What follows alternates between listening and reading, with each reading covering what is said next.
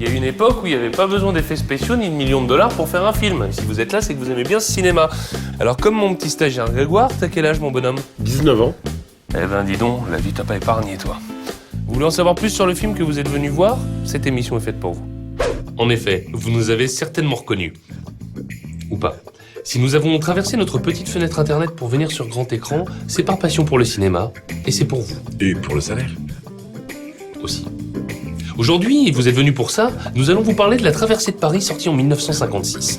Alors vous voulez épater vos amis, connaître quelques petites anecdotes pour briller en société? Ce qui arrive est fait pour vous. Grégo? Quatrième grand succès de l'année 1956, La Traversée de Paris, adaptation de la nouvelle du même nom de Marcel Aimé, attire 4 800 000 spectateurs dans les salles et rapporte à Bourvil la coupe Volpi du meilleur interprète masculin après sa présentation au Festival de Venise. Ah, à l'avant. Saviez-vous qu'il fallut 7 ans de travail aux deux scénaristes, Jean Orange et Pierre Bost, pour trouver un dénouement qu'ils jugeaient satisfaisant? Que dans la version initiale du scénario, le personnage de Bourvil mourait fusillé et que c'est à la demande pressante du producteur que Claude Autant-Lara accepta, la mort dans l'âme, de modifier le dénouement. Saviez-vous également que les bâtiments ne sont en réalité que des silhouettes découpées dans du carton? Que les deux acteurs marchaient sur un trottoir mobile?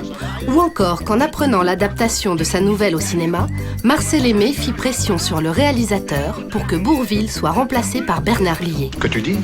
Toi, t'es peut-être peinard, mais moi, hop, STO, service travail obligatoire, si t'as entendu parler.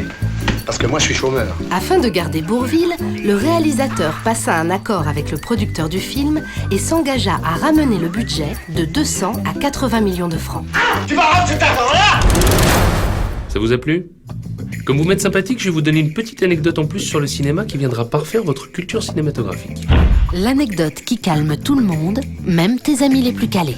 Vous connaissez certainement le Grand Rex, célèbre cinéma parisien. Je crois que c'était un chien. Mais ce que vous ne saviez peut-être pas, c'est que lorsque les plans du Grand Rex furent dessinés, la cabine de projection fut oubliée et personne ne s'en rendit compte avant la fin de la construction. La cabine fut donc ajoutée au bâtiment et c'est ce qui explique ce relief un peu étrange qu'on aperçoit lorsqu'on se trouve face à ce mythique cinéma. Merci qui? Non, c'est moi qui dis merci. Merci qui? Le mois prochain, nous vous parlerons de La Folie des Grandeurs. Tu connais? Non. La Jolie des Grandeurs. Sorti en 1955. Et si d'ici là, vous voulez plus d'infos sur le Gaumont Ciné Club Digital, eh bien n'hésitez pas et connectez-vous au www.gaumont.fr, rubrique Ciné Club Digital.